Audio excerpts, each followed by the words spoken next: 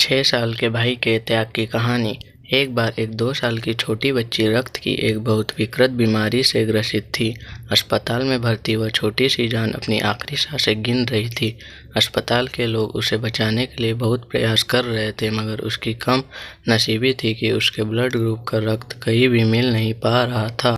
इसलिए एक आखिरी उम्मीद के तहत वो उस छोटी बच्ची के बड़े भाई, जो कि 6 साल का था, उसके रक्त की जांच की गई और उसका ब्लड ग्रुप मैच हो गया। फैमिली और डॉक्टरों को एक बड़ी राहत हुई।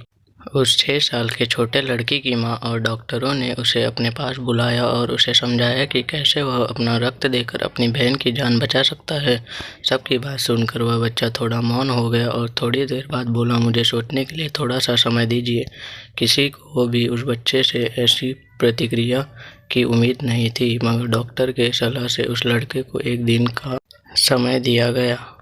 अगले दिन वह बच्चा डॉक्टर और माँ के पास आया और बोला कि मैं बहन को रक्त देने के लिए तैयार हूँ। सभी उस छोटे बच्चे के फैसले से खुश हुए।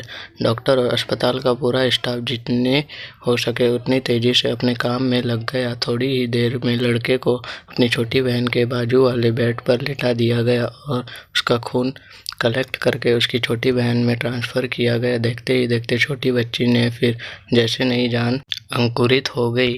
सब बहुत खुश लग रहे थे, सिवाय उस छोटे लड़के के। छोटे लड़के ने डॉक्टर और उसकी माँ को अपने पास बुलाया और उनसे धीरे से पूछा कि अब मेरे पास जीने के लिए कितना समय बचा है।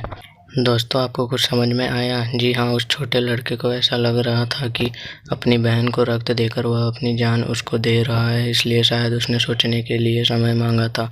बावजूद इसके कि उसे लग रहा था कि वह अपनी बहन को रक्त देकर जल्द ही मर जाएगा, उसने अपने बहन को बचाने का फैसला लिया। इससे कहते हैं सेल्फलेस लव। दोस्तों, आपने अपने जीवन में कभी किसी की मदद की थी? आखिरी बार आप कब वास्तव में निर्वस्त्र थे? कब आपने वास्तव में अपने जीवन को जिया था और समस्या का सामना किया था?